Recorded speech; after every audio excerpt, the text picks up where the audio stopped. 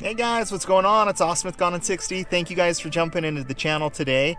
I have an awesome video for you guys that I want to talk about, and I want to talk about 3 things that I continue to hear out in the Mopar community that honestly, I don't think you need to worry about as much as certain content creators are putting out. So we're going to tackle some of those myths.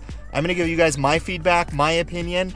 I would love your guys' thoughts and opinions on these, because obviously these are controversial topics, they're opinionated, and somebody out there always knows more than somebody else. So I would love your guys' feedback, but these are 3 things that I want to jump into that I want to debunk. I want to talk about them. So guys, let's jump into it.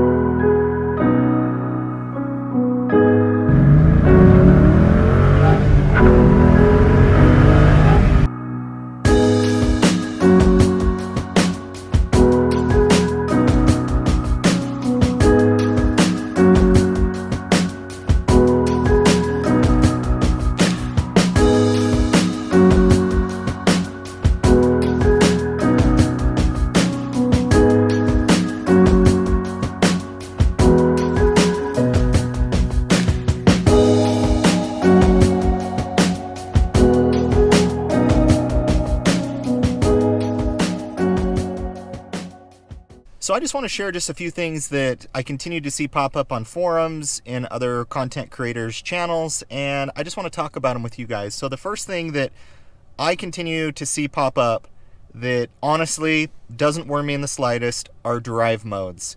I've seen a few popular YouTubers out there, in my opinion, sharing stuff that I just don't think is true. You guys can disagree with me on it, but it's in relation to drive modes, and their opinion is if you drive the car in track mode, which as we know, that disables your traction control, it opens up the exhaust, it wakens up the car a little bit. It's probably the most aggressive mode. Track for steering is the most heaviest. I'm personally not a fan of the track mode. I like the sport mode better for steering and to drive it in track. But they were commenting that if you drive your car in track mode all the time, it is going to ruin the car. And I don't believe that. I don't know why Dodge would put drive modes into cars that you can't use, and if you put it in those modes, it would ruin the car. I don't buy it, guys. Like, if you have an automatic, obviously it changes. I think sometimes the shifting patterns are a little bit more aggressive, so I could maybe see wear and tear there. But Dodge wouldn't put it on these cars, and they would have things in the manual and things out there that would just share with us or show us that those are not good things for the car. And I don't know where people come up with some of this stuff, to be honest. Like, put the dang thing in track mode. I've seen some other people kind of share my same thoughts, and I put it in track mode. I drive it as hard as I can all the time. These cars are built to be performance cars. Dodge knows that we are not going to go putt around town in these things, put grocery in the back of them, and come home. They know we are going to go up in the canyons. They know we are going to go to the drag strip. They know we are going to drive the heck out of these cars, and they test that. They test these things. And so, guys, in my opinion, the drive modes, not that big a deal. Put it in whatever mode you like, be happy with it, and drive the car. But I don't think Dodge would put those modes in there without some type of a warning that we couldn't put it in that mode all the time. Think about the break-in period. Think about the Hellcats, and it disables modes until you reach a certain mile. Well, under those kind of circumstances, I would think that Dodge would also limit us from putting it in track all the time if it wasn't safe for our vehicles. The next thing that I want to talk about isn't just always just kind of specific to Dodge. I think Ford also shares this as I look on some of their forums as well, but it is the Hemi tick. And what I mean by Hemi tick, I'll throw up a video kind of on the screen, kind of with the car idling, is these Hemi motors and how they're built, they kind of have like a ticking sound to them as kind of the car's idling. The Ford Mustangs as well, the latest generations, they call it, I think, the barbecue tick. And at the end of the day, guys, I'm not worried about it. Obviously, the Hemi engine, as we know, is constructed differently than a lot of the other engines. But I read more people putting so many miles on these cars than people that are having issues with them. I get it. It's there, but it doesn't bug me. It's just the sound of the car. It's a big V8. Guess what?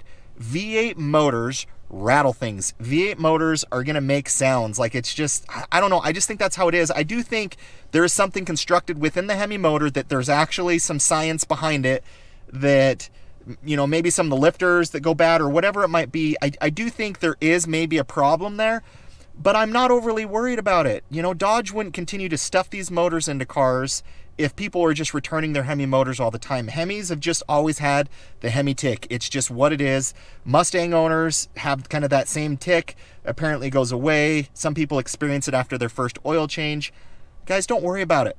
I don't think it's that big of a deal. Like, if your car stops performing or stops running very well, then yeah, I think you might have something there. But at the end of the day, I just don't think it's something to labor over. Pick any Hemi forum, Challenger forum that you guys want to, and people like discuss this at nausea. Like, it's just insane to me how often people talk about this. Now, my question is your car not performing? Is it not driving well? Is it not shifting well? Have you lost power? If you have, then yeah, maybe there's something to it.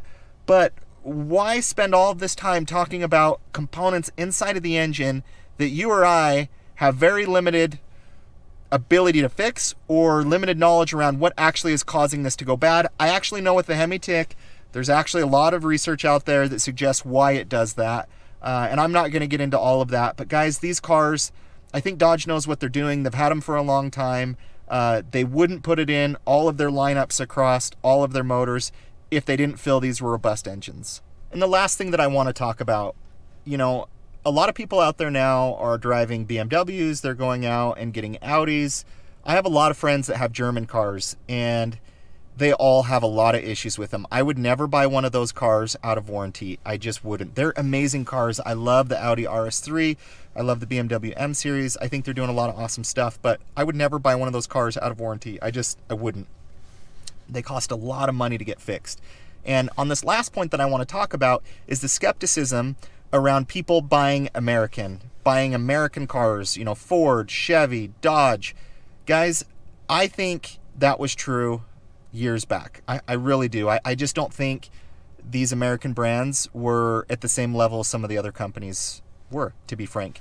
But I can tell you, after owning my Dodge, how smooth the car is, how comfortable it is, how I trust it, how I can really step on it and romp on it, and the car performs great. Like, these cars are solid. I think American brands have come such a long ways in quality control and in reliability. And plus, if you do have an issue with them, which all cars are going to have issues with them, the parts are so much easier to get and fix. You know, you want to look up how much it costs to replace AC in a BMW or an Audi, you're going to be paying a lot of money for it. Like, I just think we need to stop the kind of skepticism around American brands and them not being reliable, that they're not quality. Because guys, you know, look at the Mustangs, look at the Camaros, look at the Challengers. Man, they've put some big horsepower into these cars, and they perform very well. Like Dodge, they're putting almost 800 horsepower into cars. Like, you don't think that puts stress on components? But man, they're doing great. They're holding up. They're holding the test of time. And I can tell you, after driving this, my Challenger feels as solid as any car that I've owned, you know, especially comparing it against the European models. So, guys, I would not hesitate to buy an American car if it was out of warranty. Not at all. You can get good pricing on them. I think they're made really well. You're probably going to have some issues with it, just like any car, but they're going to be less costly to fix. And I just think American have come a long ways, and we need to start buying American more. But guys, those are the things that have been on my mind, that I see a lot of opinions out there on, that I just wanted to share with you guys. If you guys have any of those other kind of myths or things that you want to debunk around, you know, the Dodge brand, or just in general some of these Mopars or muscle cars, I would love to hear it, because those are the things that I continue to see pop up that I just felt like I needed to share my opinion on. So guys, drop me a like, drop me a comment, please subscribe to the channel if you haven't, and we'll catch you on the next video.